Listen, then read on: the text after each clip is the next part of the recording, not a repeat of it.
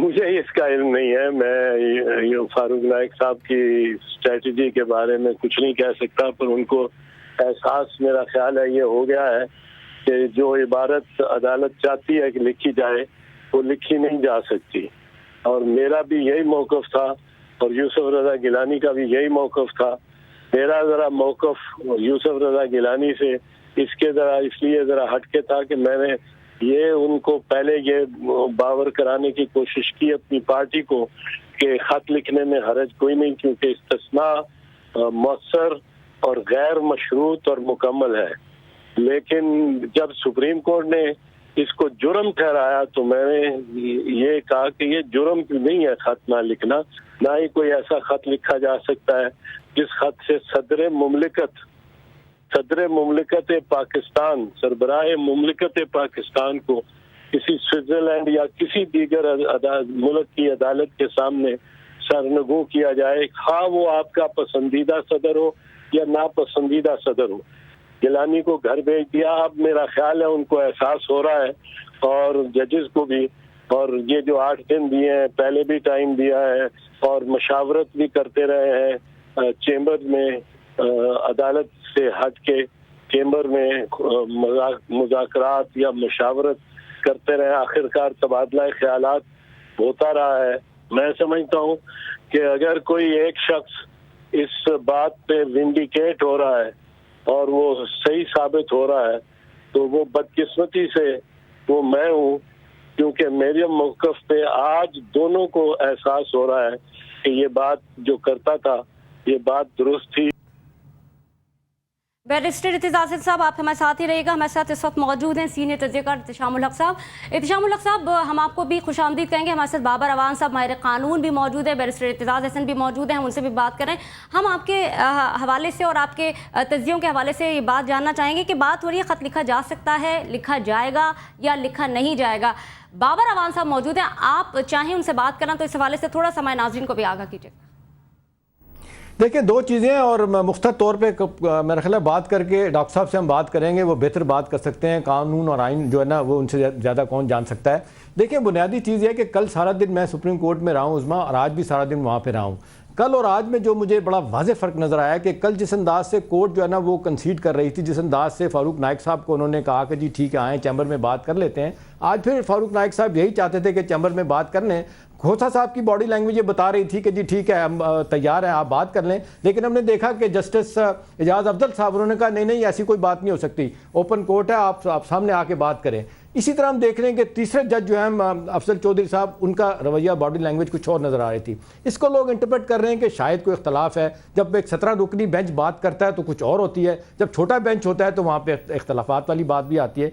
Doctor صاحب سے پوچھ لیتے ہیں. ڈاکٹر صاحب 2 چیزیں مختصر طور پہ, ایک تو بتائیے گا کہ اتنا بڑا فیصلہ کیا گیا کہ جی پارٹی کو پوری کو بائی پاس کر دیا گیا کہ جی خط لکھنا ہے, کیا وجہ ہے کہ پارٹی کو کوئی کسی آدمی کو کسی لیڈر کو بھی اس حوالے سے اعتماد میں نہیں لیا گیا؟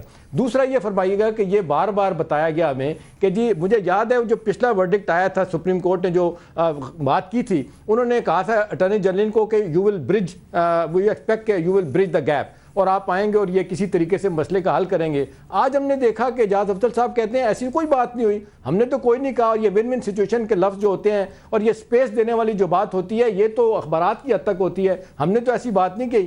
یہ کنٹرڈکشن کیوں نظر آتی ہے؟ اور دوسرا پارٹی کے اندر کوئی ایجیٹیشن یا اس مسئلے کو کیوں نہیں لایا گیا؟ جی ڈاکٹر صاحب. دیکھیں آپ نے آدھا جواب خود ہی دے دیا اور بڑی اچھی طرح سے آپ نے وضاحت کر دی. احتشام صاحب پہلی بات یہ ہے کہ اس کیس کو سمجھنے کے لیے اور صورتحال کو سمجھنے کے لیے 2 علیحدہ کمپارٹمنٹ بنانے پڑیں گے.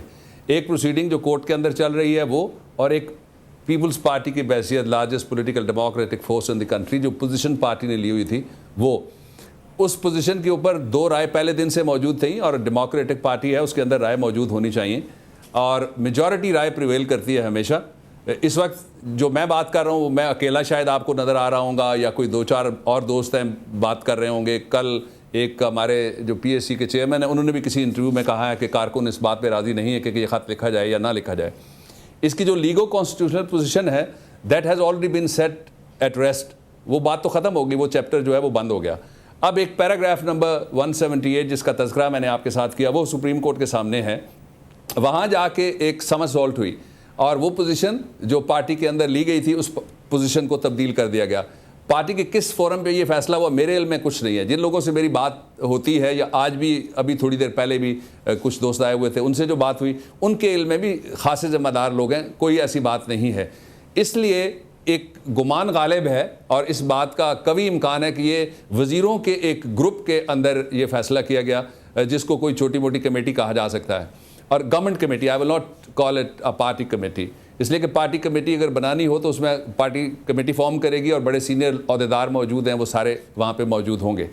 ایک پہلو اس کا یہ. ایک اور جو نقطہ نظر پہلے دن سے جو بات میں کہنے کی کوشش کر رہا ہوں کہ یہ کہنا کہ جو خط لکھا جائے گا اگر وہ بڑا نازک سا خط ہوگا تو اس پہ کوئی کارروائی نہیں ہوگی, یہ بڑی عجیب سی بات ہے. جو ایک ریاست کو خط لکھے گی ان کمیونیکیشنز کو کون نان سیریس لے گا؟ And then we are not talking of a country like us. Unfortunately مجھے یہ بات کہنی پڑ رہی ہے, وہ تو بہت سیریس لیتے ہیں اس بات کو جو ایک ملک دوسرے ملک کو لکھ کر کے بھیجے گا. اور لکھ کر کے ایک ملک میں نہیں بھیجا جا رہا. میرا کنسرن دوسرا جو ہے وہ احتشام بھائی یہ بھی ہے کہ وہ کئی ممالک ہیں جہاں پہ انویسٹیگیشن کی بات چلتی رہی ہے, اور وہ کئی ممالک ہیں اور اتھارٹیز ہیں اور فوراز ہیں جن کا ذکر سپریم کورٹ کی ججمنٹ کے اندر موجود ہے. اس لیے میں یہ بھی نہیں کہنا چاہتا کہ یہ کوئی جس نے بھی فیصلہ کیا اس کو اس ساری صورتحال کا علم نہیں ہے. اس لیے اب اس کے لیے سیاسی طور پہ میں کہتا ہوں ایک ٹریپ ہے, اور جو قانونی اعتبار سے 5 تاریخ کو جو بھی تاریخ پڑی ہے اس پہ جو میجیکل چیز سامنے آئے گی اس کو چھوڑ کے میں یہ کہنا چاہتا ہوں کہ ایک ڈیڈ لاک کی طرف صورتحال آج نظر آئی ہے. جو تفصیلات, میں تو ہائی کورٹ میں تھا, کورٹ باوجود میں نہیں جا رہا, کل میں جاؤں گا اپنا کیس فیس کرنے کے لیے, لیکن مجھے ان تفصیلات کا علم آپ سے یا کچھ اور دوستوں سے ہوا جو جرنلسٹ ہیں. اچھا ڈاکٹر بابر اعوان صاحب آپ ہمارے ساتھ ہی رہیے گا, اور احتشام الحق صاحب آپ بھی ہمارے ساتھ ہی رہیے گا. ایک بار پھر سے لیں گے آپ کو بیرسٹر اعتزاز احسن کی جانب. بیرسٹر اعتزاز احسن صاحب, بیشتر ماہر قانون بشمول فروغ نسیم یہ کہہ چکے ہیں کہ خط تو ایک دن میں ہی لکھا جا سکتا ہے, لیکن کیا حکومت تاخیری حربے نہیں استعمال کر رہی؟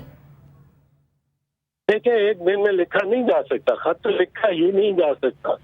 اس طرح دیکھو تو خط جو جس عبارت سے سپریم کورٹ جاتی ہے, میرے خیال میں, مجھے عبارت کا علم نہیں ہے, اور جس عبارت سے مجھے محسوس ہوتا ہے سپریم کورٹ جاتی ہے, اس طرح خط لکھا نہیں جا سکتا. آئین اور قانون کے تحت اس طرح نہیں لکھا جا سکتا. جس عبارت جو میں عبارت تجویز کرتا تھا گورنمنٹ کو, اس کو 2 سال پہلے اپنی پارٹی اور جماعت کو اس عبارت سے خط 5 منٹ میں لکھا جا سکتا ہے. پر اب سپریم کورٹ یوسف رضا گیلانی ایک وزیر اعظم کو نہ صرف گھر بھیج چکی ہے, اس کو نااہل قرار چکی ہے MNA کی سیٹ سے, اور 5 سال کے لیے سیاست سے نااہل قرار دے چکی ہے. اب اس کے بعد سپریم کورٹ نے اپنے ہاتھ پاؤں باندھ لیے ہیں. رستہ سپریم کورٹ کے پاس بھی کوئی نہیں ہے, جو کہ میں ان کو کہتا تھا کہ یہ آپ نہ کریں, اس طرح نہ جائیں. اس کے بعد اگلا وزیر اعظم آیا, اس نے بھی اس عبارت پہ, آپ کی عبارت پہ اور منشا پہ سے انکار کر دیا. اس کو بھی آپ نکالنا آپ کو پڑے گا. اس کے بعد اس سے اگلا آئے گا, اس کو بھی نکالنا پڑے گا. یہ آپ کا بہت شکریہ. اعتزاز صاحب ہمارے ساتھ موجود تھے. بابر اعوان صاحب کی طرف رخ کریں گے. بابر اعوان صاحب, آپ نے اعتزاز صاحب کی بات سنی, کیا وجہ ہے کہ وزیر قانون اوپن کورٹ میں بات کرنے سے قاصر ہیں؟ یہ بڑی انپریسیڈنٹڈ بات ہے کئی حوالوں سے. اس کا ایک حوالہ تو یہ ہے کہ جب میں وزیر قانون کی حیثیت سے گیا تھا سپریم کورٹ میں بھٹو ریفرنس کھولنے کے لیے, تو کورٹ نے مجھے اجازت نہیں دی تھی.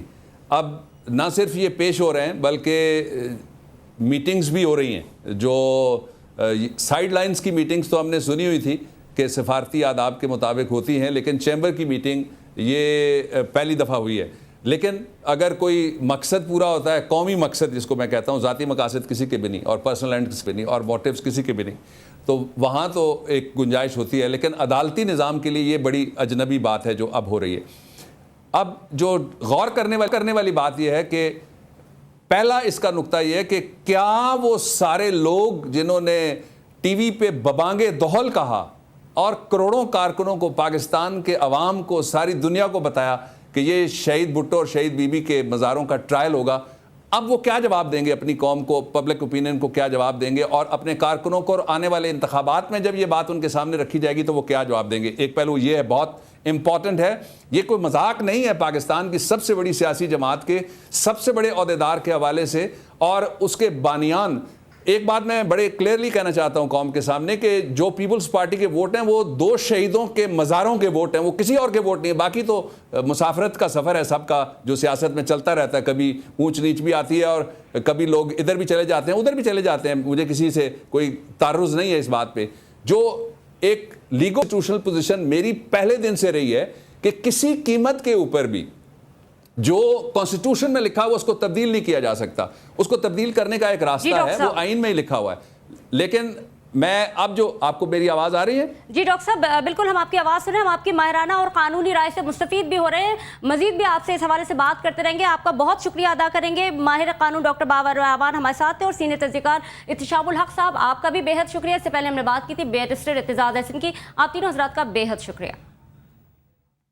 نیوز 9 میں مزید تبصرے اور تجزیے بھی شامل کریں گے, لیکن پہلے ایک بریک. آپ رہیے گا ہمارے ساتھ.